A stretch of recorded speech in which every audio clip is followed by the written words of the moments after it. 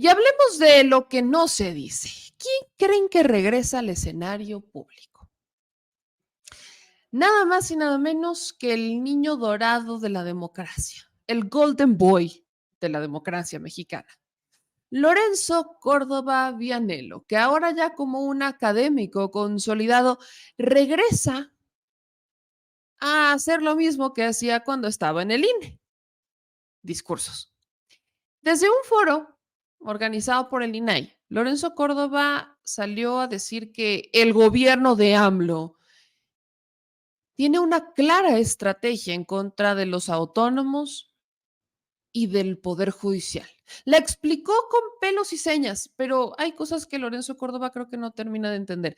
Quiero que ustedes escuchen lo que dijo Lorenzo Córdoba en su regreso, el regreso del Golden Boy, que ya no es a través de las columnas o los espacios de análisis que le dan en Latinos, por ejemplo, no. Ahora es como el académico consolidado que nos vendió que era. 5 grandes ejes en los cuales este acoso transita, se despliega. El primero es el de la descalificación pública. El INE es el órgano más caro del mundo y trabaja para la oligarquía. El INAI cuesta mucho y no sirve para nada. No estoy inventando nada, estoy citando, en tiempos en los que citar es importante. La fuente creo que ya saben cuál es.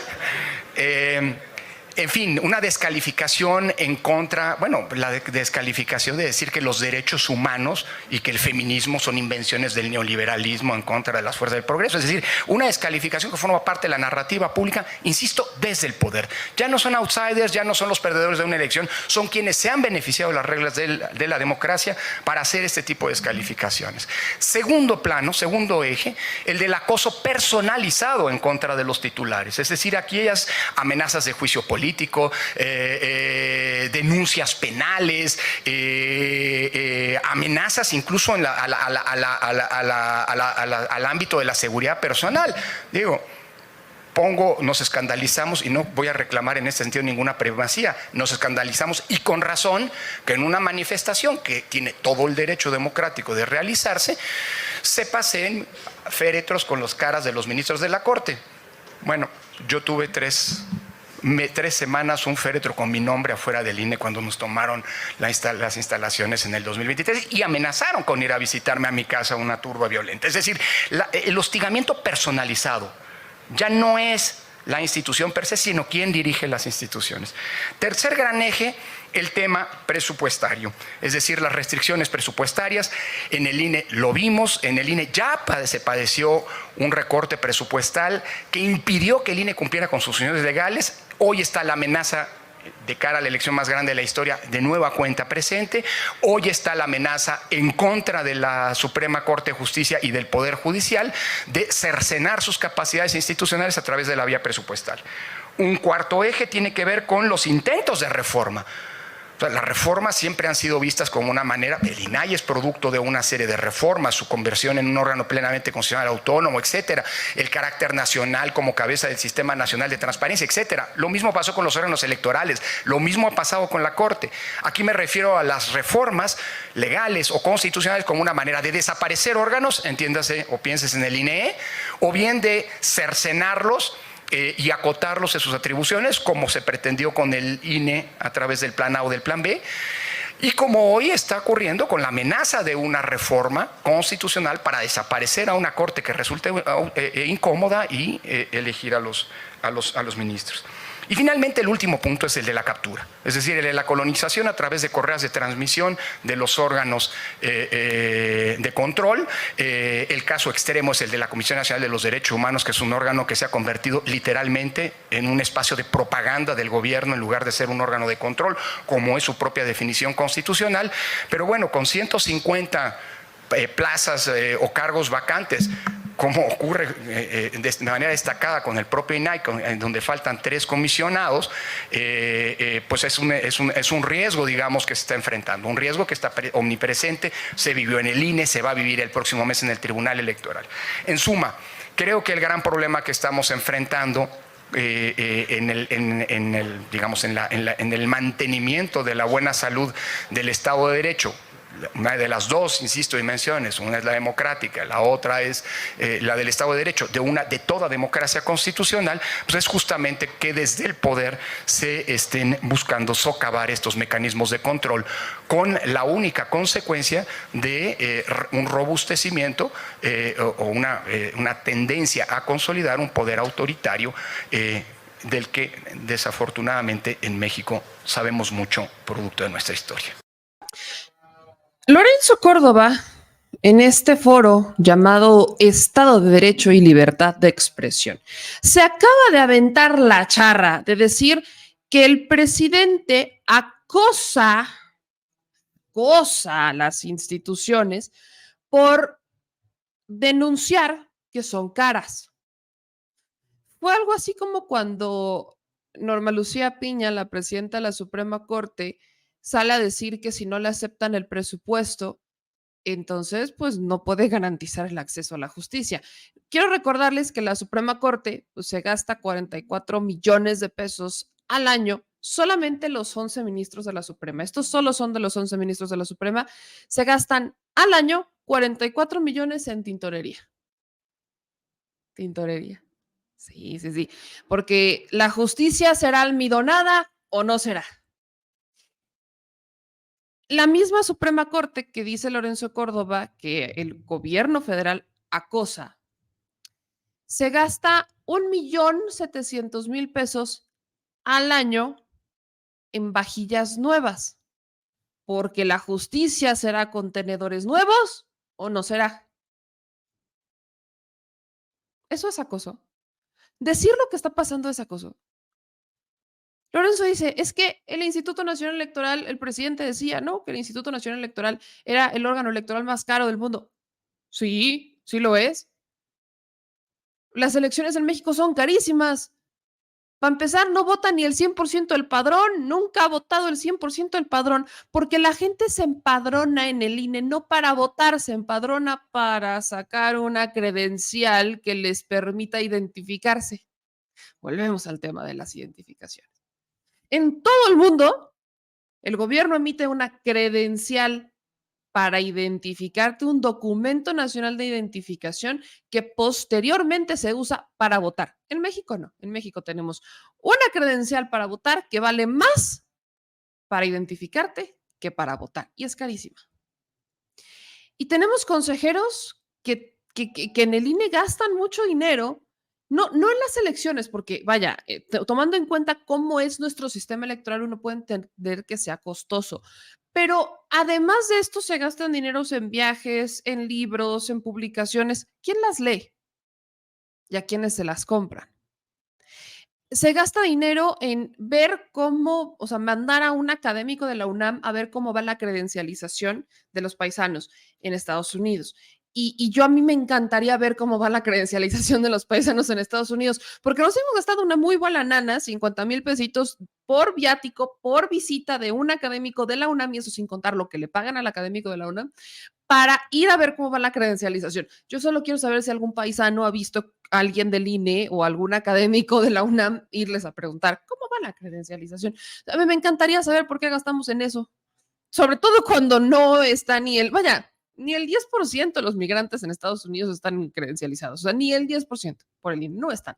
Entonces, nos gastamos tanto dinero en cosas que podríamos perfectamente ahorrar y además eficientar gastos, pero como el presidente lo ha estado diciendo en la mañanera, y esto evidentemente porque no conozco una sola persona que diga, ay, qué padre, me encanta que los ministros de la Suprema Corte gasten 1,700,000 pesos anuales en renovar vajilla, cuando tienes un montón de gente privada de la libertad, cuando tienes un montón de gente que está siendo liberada por jueces y ministros, por la santa patrona de los amparos, y cuando tienes una cantidad de más de 100,000 personas en una prisión preventiva de oficio sin sentencia y probablemente inocentes, solamente a nivel federal. No estoy tocando los estados. Yo no conozco una persona con 3 dedos de frente, porque sí, ya he leído a varios que dicen, pues ¿hay cuánto se gasta el cacas en su casa? O sea, en su palacio, como si él se lo hubiera comprado, como si fuera de él. Pues les apuesto que no he visto el presupuesto, pero lo que quieran a que no gasta 1.700.000 pesos en una vajilla nueva cada año desde el origen de los tiempos y que no gasta 44 millones en tintorería para 11 personas. Nunca me imaginé que la tintorería de 11 personas pudiera salir tan cara. ¿A dónde van? ¿A dónde van?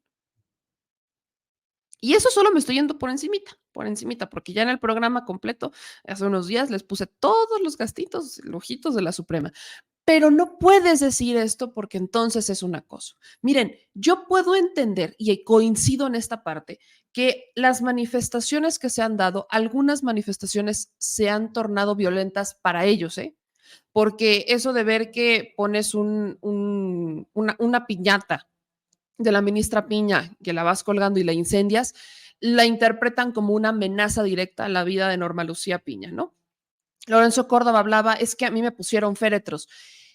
Y creo que si bien yo entiendo el mensaje de la gente cuando hace eso, ellos no lo entienden y lo toman como una amenaza directa y responsabilizan directo al presidente, aunque en realidad nada les ha pasado, solamente que no logran dimensionar el coraje social por sus declaraciones y por lo que defienden, que no es justicia, no es acoso, es privilegio.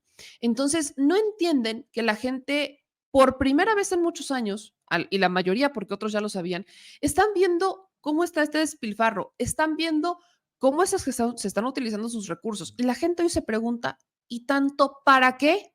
Literal, póngale tono de canción si quiere. ¿Y todo para qué?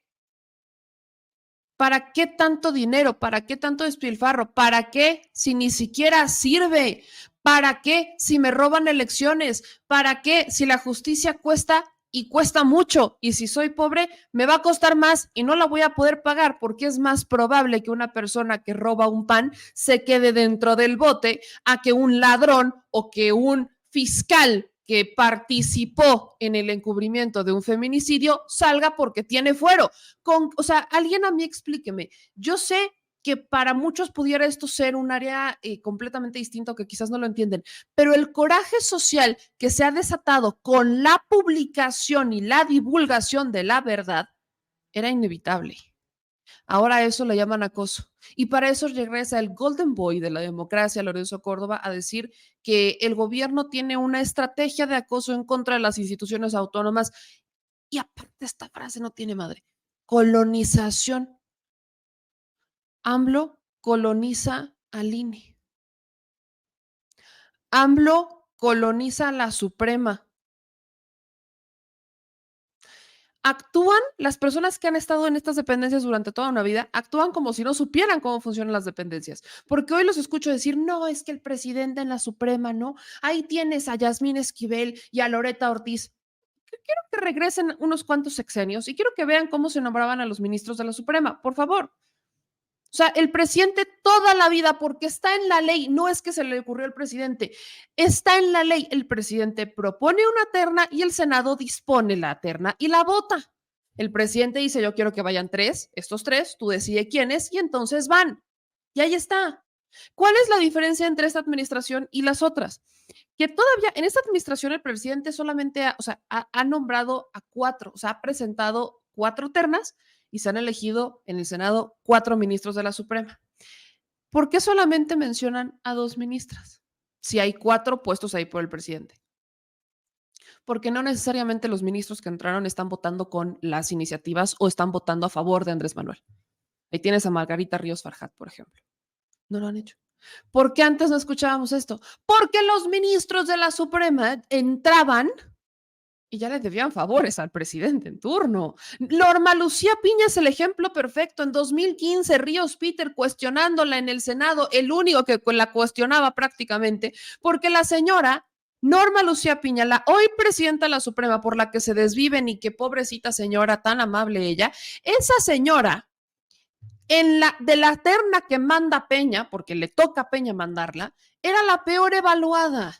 Esa señora es la que es la que ocupaba el último lugar de jueces de circuito, porque la señora es la que mayor cantidad de expedientes sin terminar tenía. Y su justificación es que ella se tomaba tiempo leyéndolos. Y aún así la votaron y la aprobaron. Y ahí está. Hoy es presidenta de la Suprema Corte. Y no nos vayamos al INAI, porque personas que no tenían que estar ahí andaban nombrados por todos. Hasta parece que no saben de lo que están hablando. A mí me parece una cosa, pero no tienen idea de lo que yo estoy viendo con esto. Así que sí, el Golden Boy regresa a hablar de acoso y cómo Andrés Manuel López Obrador coloniza las instituciones, porque malo AMLO, así no, AMLO, así no. Yo estoy, pero miren, sorprendidísima con lo que estoy viendo y estoy escuchando, que dice nada más y nada menos que Lorencito Córdoba Vianello.